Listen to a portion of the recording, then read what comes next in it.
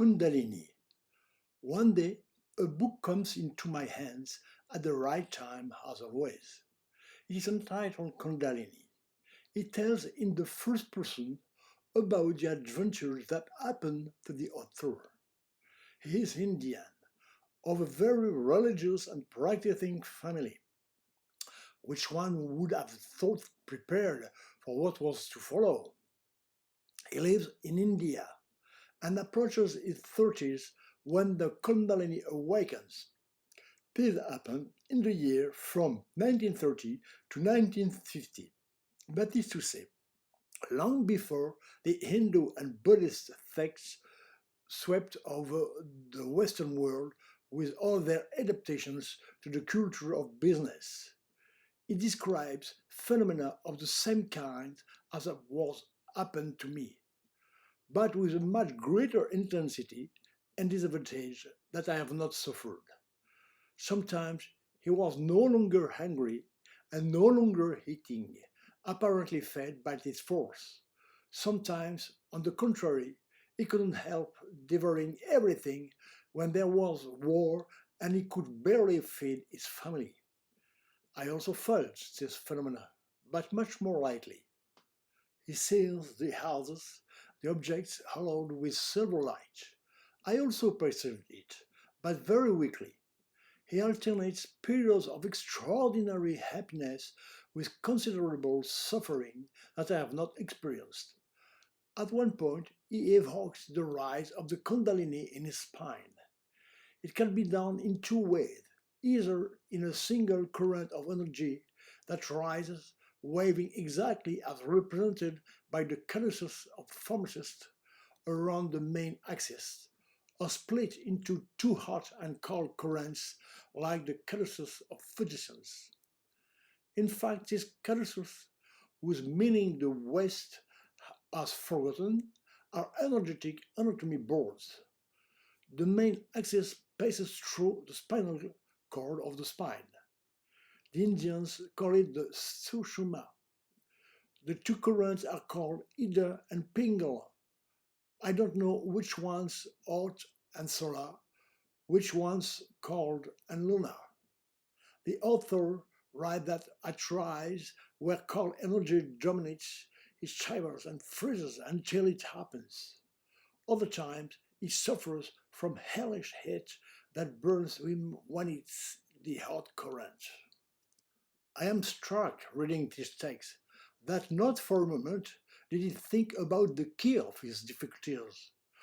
Not for a moment he did not think or call upon God, which would have had the effect of making these harmful effects disappear in the moment.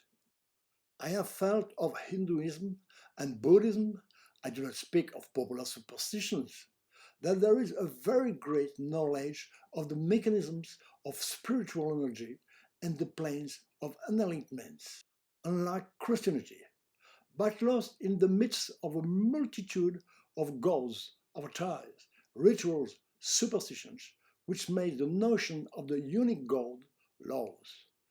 This gentleman said, like me, that he has never met chakras, and he goes so far as to write that he seriously drops their very existence. I don't go that far. I don't know everything. I simply know that I have never seen them, nor perceived them, and that is not essential to open them to access high enlightenment plan, nor to be vegetarian. A notable difference between our two experiences. He never talks about transmitting his energy to anyone. He never feels the need for it, as I felt after the white flames with bluish edges had penetrated my head. Very annoyed by what he was going through, he traveled all over India to try to meet someone who knew what to do to help him. He reports that he met many wise men, ascetic or gurus, and that none of them had experienced an awakening of the Kundalini, accidental or provoked, of which they spoke so plainly to their disciples. Other people arrive to whom I transmitted the energy, the first time alone, and if it was conclusive, we found ourselves in a small group. We sat in a circle, holding hands and in the dark, or at least a great darkness. Most of the time, nothing special happened, except this beneficial feeling of feeling the energy penetrates us and circulates from hand to hand. We also had amazing experiences. At times, we felt transferred into the consciousness of an animal. Since I didn't record those moments, I only remember a few. Once I found myself in the skin of a donkey, but not with my conscience of Helen. I was a donkey. Some may agree. And it was normal and trivial to be a donkey, with a function and a donkey perceptions. Another time I was a flying insect, perhaps a bee, without feeling any surprise. I was a bee, period. I've also been a maggot, with no repulsion reflex. I saw the essential function of cleaner of the planet that I accomplished without any mood. I also perceived myself as a feline, without knowing which one, climbing a branch. Another time, I was an eagle. In all these more or less fleeting experiences, I had no memory or reaction as a human being. I was no longer Helen, but being invested. Have I been all these in other lives?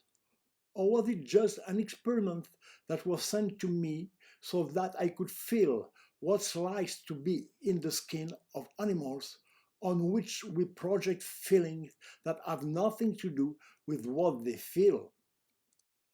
I could never determine who could or could not perceive energy. No criteria appeared. My former friends, like Paula and Mary, who I saw from time to time, were completely refractory. At times, the silence of these meetings was broken by groans that could drive to orgasmic, liberating cries, without anyone moving. Once there was a very strong tension, and suddenly Agatha uttered a great cry and fell backwards.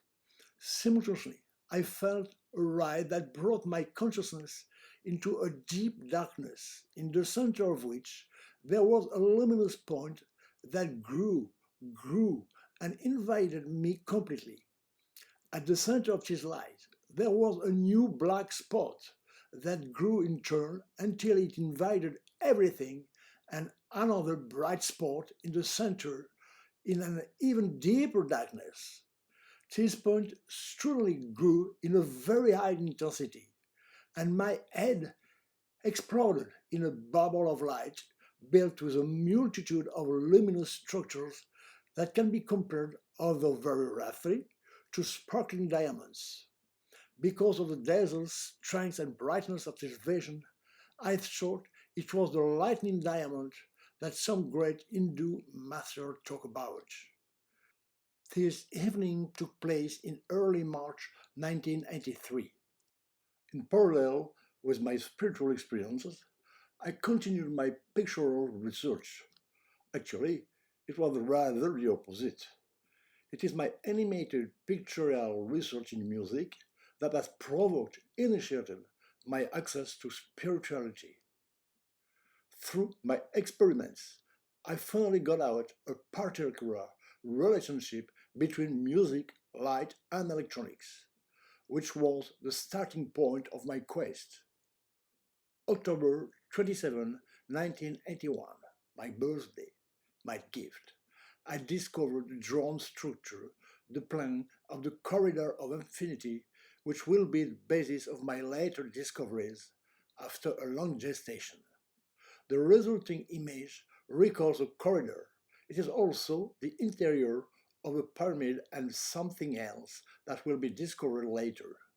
It is following the discovery of this image that the energy has appeared. People always receive energy. but they are not always aware of it. Often, they only feel a sense of well being that makes them think of sleep, while knowing by the distant noises outside the room that they hear that they are not sleeping. Some people receive much more strongly and feel it very clearly. Then I suggest they join our group. We get together in the late afternoon, early evening, sitting cross legged, forming a circle. We join hands. We close our eyes. We turn off the light beforehand. In the dark, it is easier to leave the everyday world. I call energy in a particular concentration that came to me naturally. Everything that happens in these moments is very difficult to remember. If I try to memorize the various phases to report them later, I go back down without being able to go back to the same level that day. What's left of a session is usually blurred, intelligent. Visions are extraordinary, grandiose moments that can never be predicted. A gift, a message from somewhere else. At the beginning, the sessions were held in complete silence. Then we began to hear groans, sighs of satisfaction pushed by one or the other. Then kinds of boggery and even the cries, small cries, big cries, but cries of liberation, of enjoyment, of orgasm, a kind of primal cry, always sitting still, not moving. Afterward, these sounds will modulate, harmonize, humanize until they become songs and we will found Dream Maker. The desire comes to me to transmit energy remotely by phone. It came when Fumi, my partner, went to visit her family in Japan, in Tokyo. When she called me, after she gave me the news and we said goodbye, I asked her to close her eyes. I concentrate. I call the light and paf, let's go. She feels it as if she were next to me. We stay online for a while, silence, connected to another network, in another dimension. I can hear the light sound that she emits, that she receives it well. On my side, at these moments, I often have an intense vision of a ring with a ball in the center or a cross, slightly golden, which continues again after we have hung up. It's short, very intense. It's much more intense than when I just call for myself. As she has traveled to Japan several times a year for many years, we have experienced it almost every time. Not always, because of jet lag or my tiredness. I have to be in shape to be able to do it. I also experienced it a little with Colette, who participated in the Dreammaker songs. And the phenomenon worked the same way. For the transmission of energy through another dimension, Earth distance does not count.